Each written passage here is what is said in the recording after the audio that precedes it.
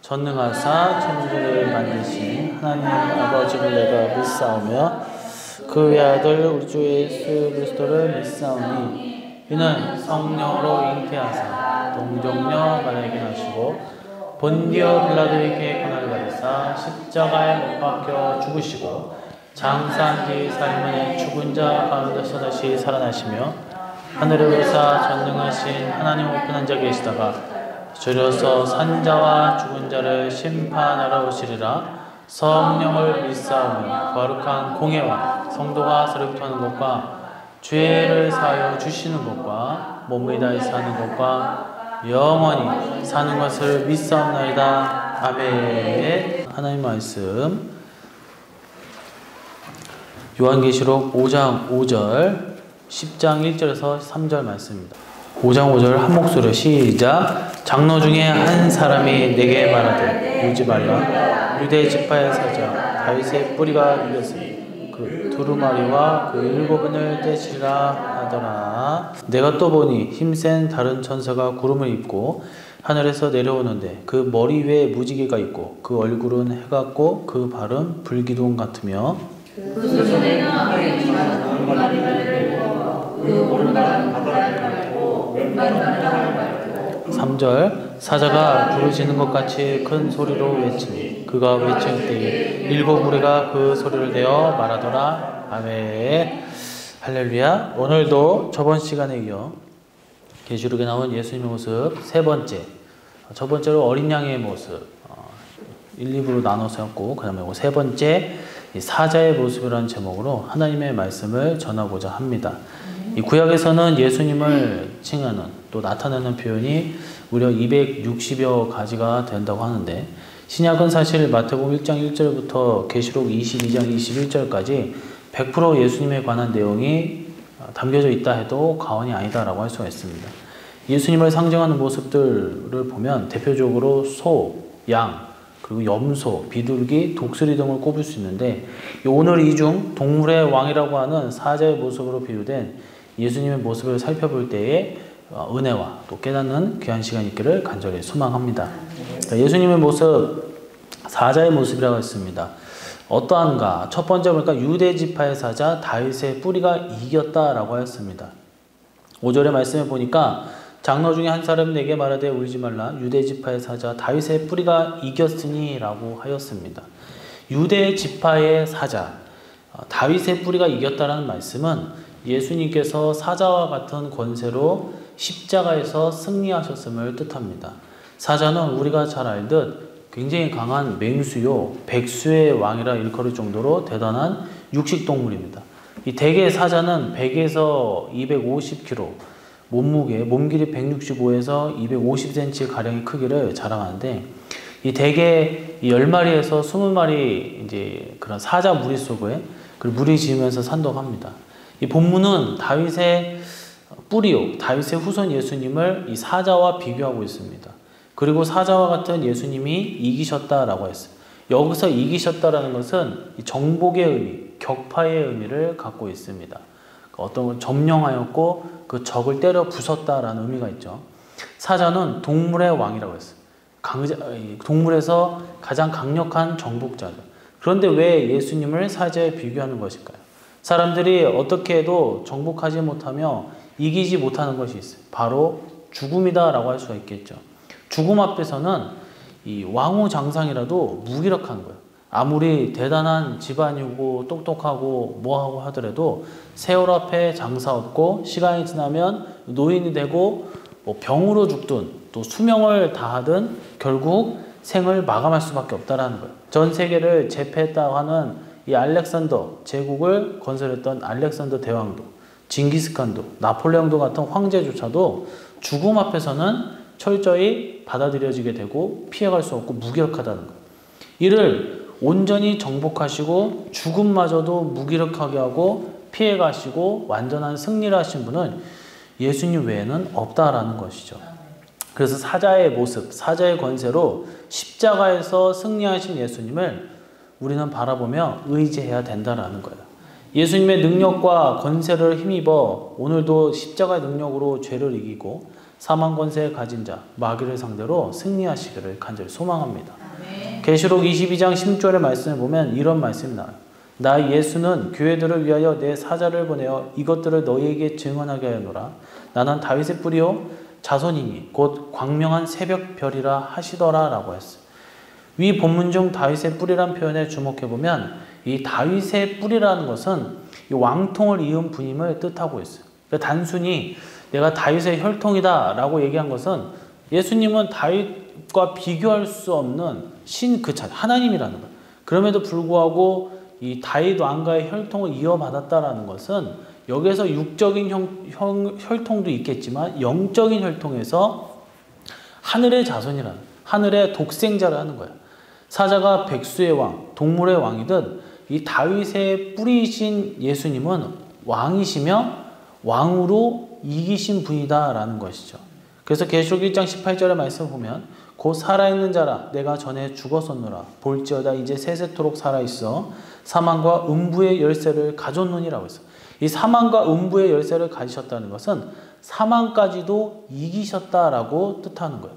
사자가 동물의 왕이듯 이 사자의 모습, 사자 권세, 십자가에서 승리하신 예수님을 나타내고 있다는 거예요. 예수님의 권세로 늘 승리하는 여러분들이 되시기를 간절히 소망합니다. 이 영어 성경 중에 킹 제임스 버전 영어가 있고 그다음에 NIV 성경이 있어요. 이 시대에 가장 널리 이제 알려진 영어 번역본 중에 하나다라고 할 수가 있는데, 근데 문제는 이러한 번역을 한 번역자들은 좀 심각한 문제가 있어요. 그들은 오늘날 정통 기독교에서 이 팽배한 오류, 예수님을 믿음으로 중생하고 예수님이 하나님 되심을 믿는 것이 오류라고 주장하는 자들이 이것을 편집하고 번역했다는 거예요. 뭐하러 이것을 했는지 모르겠어요. 그러니까 하나님의 말씀을 믿지 아니한 자들이 여기에 대거 참여해서 번역을 했다는 거예요. 영어로. 그래서 어떤 부분에 있어서는 자기들이 이걸 도저히 받아들일 수 없다 해서 뺀 구절도 있다고 하죠. 예수님은 이 절대적인 권세를 갖고 계신 분이에요. 우리가 읽는 성경은 오직 예수님에 대해서 나오는 거예요. 예수님이 왕이시고 구원자이심을 나타내는 거고 확증하는 거예요. 그런데 그것을 믿지 않는다면 무슨 의미가 있겠습니까? 성경은 예수님이 사자 같은 분으로 만왕의 왕으로서 예수님 믿음으로만 중생함을 분명히 선포하고 있다. 근데 그것을 믿지 않는다면 이를 NIV에 우리는 어떻게 받아들일 수 있겠습니까? 성경이 아니게 돼버리죠. 예수님은 절대적인 권세 그리고 사자와 같은 정복자의 능력을 갖고 계십니다. 무려 사망 권세를 짓누르시고 이 하나님으로서 창조, 구원, 재림, 완성 역사를 이루신 분이다라고 할 수가 있겠죠. 이 시대 우리가 가장 먼저 붙들어야 할 최고의 신앙은 바로 오직 예수님 신앙임을 이 신앙을 가지고 철통같이 준비해야 될 줄로 믿습니다. 우리는 매 예배 신앙 시작 때마다 삼위신앙을 확인하는 찬양을 올려요. 모든 영광 하나님께, 모든 영광 예수님께, 그리고 모든 영광 성령 하나님께. 오직 예수님, 오직 십자가 주님을 오시며 우리는 찬양을 올려야 된다는 거예요. 오직 예수님만이 참 구원자시고 사자의 모습, 사자의 권세로 십자가에서 승리하신 예수님을 두려움과 떨림으로 소망하고 신뢰해야 될 줄로 믿습니다. 자, 두 번째입니다. 첫 번째는 다윗의 유대지파 사자, 다윗의 뿌리가 이긴다라고 했어요. 사자와 같은 권세로 강력함으로 승리하셨다라는 것이죠. 그리고 두 번째로 유대지파의 사자 두루마리와 일곱인을 떼셨다라고 했어요. 5절의 말씀을 보니까 유대지파의 사자 하반절 보니까 다윗의 뿌리가 이겼으니 그 두루마리와 그 일곱인을 떼시리라 라고 했어요. 유대지파의 사자 예수님이 두루마리와 일곱인을 떼셨다라고 했어요. 이 사자 권위로 계시록을 열어주심을 뜻한다는, 그냥 열리는 것이 아니라 이 사자와 같은 강력한 권세로 예수님께서 열어주심을 의미한다는 거예요. 그래서 고대 이집트인들은 이 사자를 가리켜 이 신의 이 불가사의라고 해서, 그래서 보면 그 스핑크스가 있잖아요. 그래서 피라미드를 지키는 스핑크스가 이제 하반신 몸통은 사자고 얼굴은 사람 모양인데 자신들이 태양신의 아들로 칭하는 이 파라오의 위엄을 상징하는 동물로 바로 이 사자를 사용하기도 했습니다. 그래서 옛날 바벨론의 최고신 마르둑 신도 하반신이 몸통이 사자예요. 그만큼 사자는 권세가 있고 왕의 모습을 지녔고 강력한 힘을 상징하는 의미를 갖고 있다는 거예요. 초기 기독교에서도 사자를 가지고 예수님을 나타내는 상징을 사용하기도 했습니다. 그래서 계시록도 마찬가지예요. 두루마리 인을 댐에 있어 사자의 모습을 가진 예수님이 떼신다고 했어요. 예수님이 사자의 권위로 계시록을 여시자 7인이 순차적으로 열리고 대환란이 시작되는 거예요. 계시록은 성경의 결론이요. 종말 재림 계시를 우리에게 한눈에 보여주고 있습니다. 이 위대한 계시를 오직 예수님께서 열어주시는 거예요. 예수님만이 역사의 주관자시고 종결자이시다라는 거예요. 말씀 계시록 5장 6절의 말씀을 보니까 내가 또 보니 보좌와 내 생물과 장로들 사이에 한 어린 양이 서 있는데 일찍이 죽임을 당한 것 같다. 그에게 7뿔과 7눈이 있으니 이 눈들은 온 땅에 보내심을 받은 하나님의 7 영이더라. 말씀에서 7이라는 수가 무려 3번이나 나오고 있어요. 강조하는 것처럼 3번을 언급하고 있다는 거예요. 바로 예수님의 묘사함에 있어 7눈 그리고 7뿔 그리고 7영을 가지신 것으로 묘사하고 있다는 거예요. 나타내고 있다는 거예요. 7눈으로 예수님께서 전지하신 분 모든 것 다 알고 계신다. 모든 걸 다 보고 계신다는 거. 그리고 7뿔은 뭐예요? 뿔은 권세, 이 강력한 힘을 상징하는 거예요. 절대적인 권세를 갖고 있다. 완전한 권세를 갖고 있다. 7뿔을 갖고 있다. 다른 한편으로 완전한 영, 성령 충만하신 그 7영으로 꽉꽉 채워진 부족함 없는 완전한 성령님의 그 충만하심을 나타내고 있다는 거예요. 이를 종합하면 계시록 5장 6절의 말씀은 예수님께서는 완전한 지혜와 지식과 거룩한 영의 권세로 계시록을 여시며 종말 재림 때 역사를 주관하심을 말씀하고 있다라는 거예요. 우리는 주님이 열어주시는 이 위대한 계시록 역사를 통해 시대를 깨닫고 또 시대를 이겨야 될 줄로 믿습니다.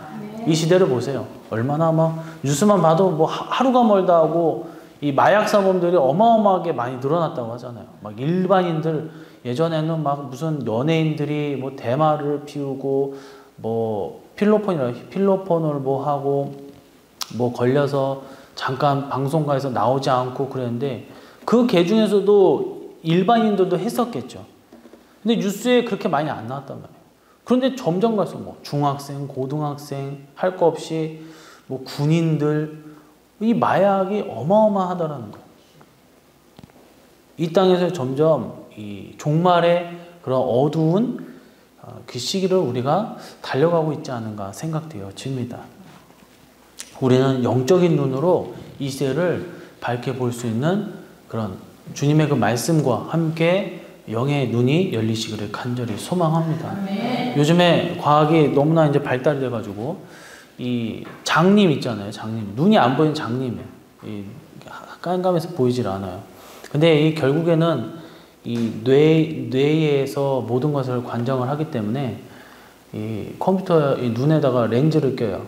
렌즈를 끼고 여기 배 어디에 가지고 이제 그 기계를 달아가지고 그리고 뇌에다가 자극을 줍니다. 그럼 렌즈가 딱 세상을 보면 뇌에 자극을 주기 때문에 눈이 보이는 거예요. 그래서 그걸로 통해서 장님들이 눈을 뜨니까 막 울면서 막 세상을 처음 보니까 얼마나 좋겠습니까? 이식을 받는 것도 아니에요. 그냥 기계로 그냥 렌즈를 껴서 뇌만 자극을 해주면 되는 거예요. 그리고 앞으로는 이제 개발하는 이제 그런 개발하고 있는 과정이지만 그 사람의 뇌를 봐서 우리가 이제 영상으로 그 사람이 무엇을 받고 몇 년 전에 뭘 어떻게 뇌를 뒤져가지고 그 영상을 볼 수 있더라고요.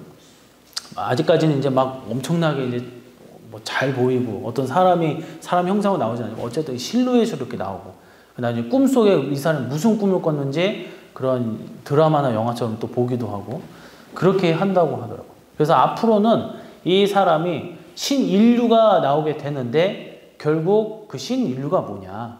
바로 사람과 이 컴퓨터의 융합이라는 거예요. 그러니까 사람과 컴퓨터의 융합이라는 거예요. 그러니까 앞으로는 이제는 우리가 이 핸드폰을 들고 다니지만 이제 몇 년 뒤는 모르겠어요. 누가 미래학자가 예측을 하는 거예요. 몇 년 뒤면 어떻게 됐다. 몇 년 뒤면 어떻게 됐다. 이렇게 뭐가 발달되고 뭐가 발달되고 할 줄 알았는데 너무나 빠른 속도로 발전이 되다 보니까 뭐 5년, 10년이 될 게 1년 만에 막 나오게 돼버리고 그래서 이제는 우리가 사람 자체가 컴퓨터를 품고 사니까 생각만으로 이제 뭐 예를 들어서 문자를 보낸다던가 그리고 카톡을 보낸다던가 그리고 예를 들어서 뭐 전화를 해가지고 서로 전화기가 필요 없어요. 그냥 머릿속에서 대화를 하는 거예요. 이제 그런 시대에 우리가 살아갈 것이다 라고 얘기를 합니다. 그런 것처럼 이 시대는 앞으로 이제 종말에 그런 치닫는 그런 시기 속에서 사람과 이 컴퓨터, 이 빠른 시대, 우리가 살아가고 있을 때 그런 666이라는 이 바코드라는 뭐 바코드뿐만 아니라 이 짐승의 표가 어떻게 또 나타날지 모른다 이거예요. 우리가 바라봐야 될 우리는 그 영적 눈이 있어야 된다라는 거예요. 지금은 뭐 가끔 가다가 지나가다 보면 베리칩 받으면 죽습니다. 베리칩 누가 와봤습니까? 지금 베리칩 어디서 하는지도 모르는데 그런 게 아니라는 거예요. 분명히 어느 시점 되면 분명하게 하나님의 말씀 계시록을 통해서 열어주신 그 말씀을 통해서 했을 때 어느 시점이 됐을 때 딱 온다라는 이거구나 여기에서 우리가 멈춰야 된다라는 거예요. 분명히 강력하게 권면을 하겠죠. 얼마나 편합니까? 뭐합니까? 하지만 나중에는 강력하게 우리에게 억지로 이식할 수 있다는 거예요. 저와 여러분은 이 종말의 영에 계시록을 열어주시는 예수님을 통하여서 영적인 분별력이 있기를 간절히 소망합니다. 사자의 권세로 계시록을 열어주시는 우리가 예수님을 바라보며 이 시대를 올바르게 선하게 열어가는 우리 성도님들 되시기를 주님의 이름을 간절히 축원합니다. 자, 세 번째입니다. 사자가 부르짖음처럼 큰 소리로 외쳤다라고 했어요. 10장 3절의 말씀 보니까 사자가 부르짖은 것 같이 큰 소리로 외치니 그가 외칠 때에 일곱 무리가 그 소리를 내어 말하더라 라고 했어요. 사자의 모습 첫 번째는 유다 지파의 사자 다윗의 뿌리가 이긴다 라고 했어요. 그리고 두 번째로 유다 지파의 사자 두루마리와 일곱인을 떼신다 라고 했어요. 그리고 마지막 세 번째로 사자가 부르짖는 것 같이 큰 소리로 외친다 그랬어요. 사자후라는 말이 있어요. 이것은 사자의 울부짖는 것을 표현하는 말인데요. 사자가 으르렁 대고 또 어흥하면서 이제 막 크게 막 소리치잖아요. 그러면 다른 모든 동물들은 다 무서워합니다.